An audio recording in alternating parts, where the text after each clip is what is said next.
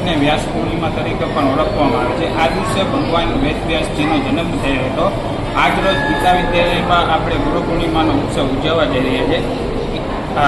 ગીતા વિદ્યાલય એ આશરે 75 વર્ષ પહેલાં પરમ પૂજ્ય શ્રી મનનલાલજી મહારાજે એની સ્થાપના કરી હતી.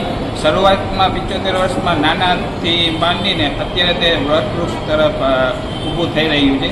અહીંયા ગીતા વિદ્યાલયમાં નાના નાના બાળકોને જે ભગવદ્ ગીતા છે, તેના શ્લોક છે, રામચરિત માનસ છે, મહાન જીવન પુરુષોના ચરિત્ર છે, જીવન ચરિત્ર છે, એ બધું શીખવવામાં આવે છે અને નાની ઉંમરમાં જ બાળકોમાં સંસ્કારનું સિંચન કરવામાં આવે છે.